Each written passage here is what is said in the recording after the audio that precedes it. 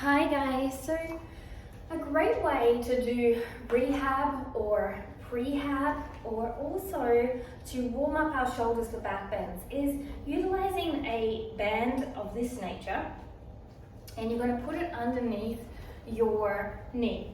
Okay, you can also attach it to a door if you want. Now have a little bit of slack when you bring your elbow to here. Now what we need to do is have our shoulders protracted but our ribs in. So if we're doing this, we're not got a great technique. If we're doing this, it's not a great technique either because it's not going to be as beneficial. Squeeze your glutes, pull in your inner thighs as well.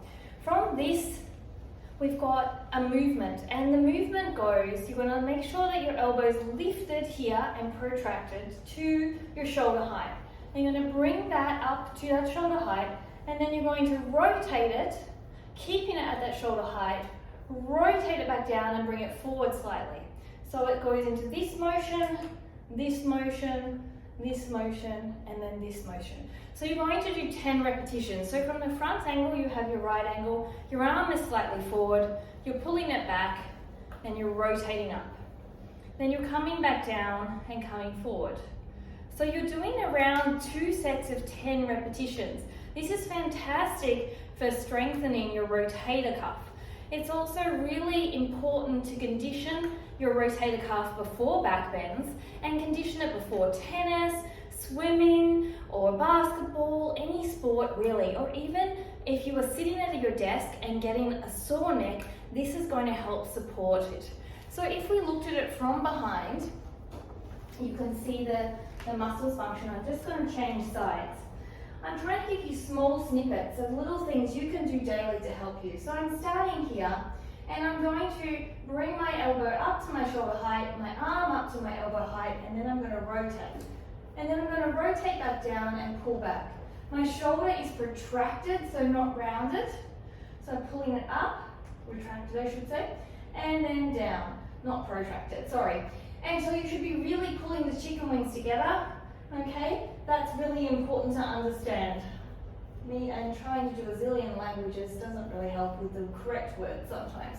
So again, coming down, retracting the shoulders back, the shoulder and elbow at the right level, wrist level, and then pulling back. Keeping that back in the shoulder, but keeping the ribs in. And again, you're doing around 10 repetitions. Now for me, on this side, is actually a little bit harder than the other side. And you're going to note that as you go through these movements, okay? So really, really important that what you're going to do.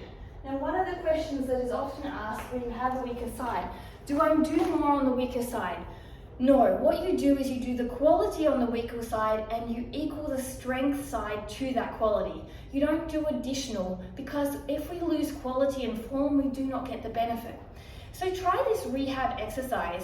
And a great way once you've warmed up your shoulders to see is firstly do a puppy pose stretch before you do it. And then what you can do is a puppy pose stretch after you do it.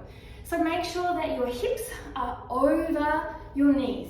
If we go like this, we're dumping into the lower back, okay? And we don't want to dump into that lower back. That's not the purpose of opening our shoulders and chest here in a puppy pose.